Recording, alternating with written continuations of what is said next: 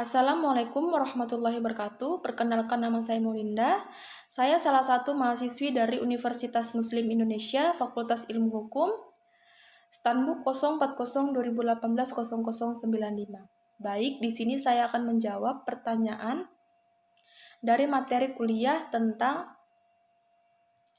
Informed Consent dan rekam medis. Pertanyaan pertama, apa yang dimaksud dengan rekam medis dan sebutkan pula isi rekam medis pada pasien rawat inap.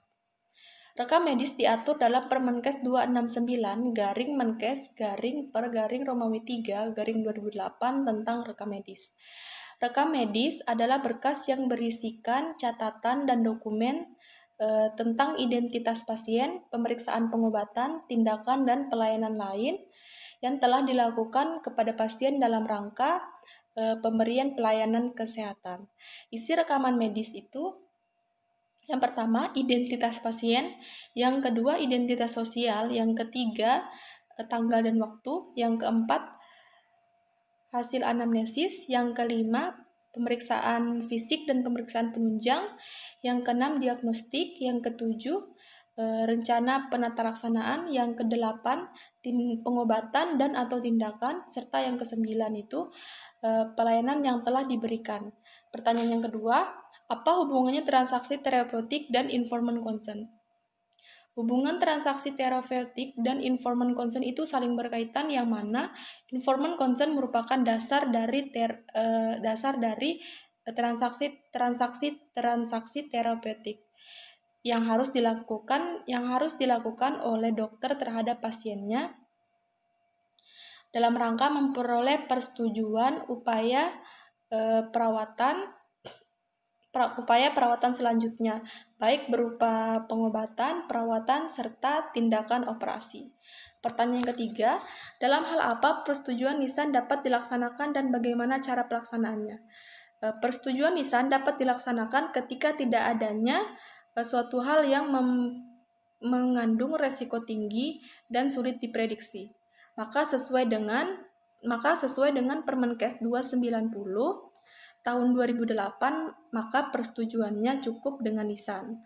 Bentuk persetujuan lisan itu, yang pertama, mengiyakan dengan perkataan, yang kedua, menganggukkan kepala, yang ketiga, mengedipkan mata, yang keempat, menggerakkan tangan, serta yang kelima, diam saja. Pertanyaan keempat, apa tujuan pencatatan dan pendokumentasian pada rekam medik? Yang pertama, komunikasi antar anggota tim sebagai bahan ajar, yang kedua sebagai bahan riset, yang ketiga sebagai bahan penilaian atau observasi, yang keempat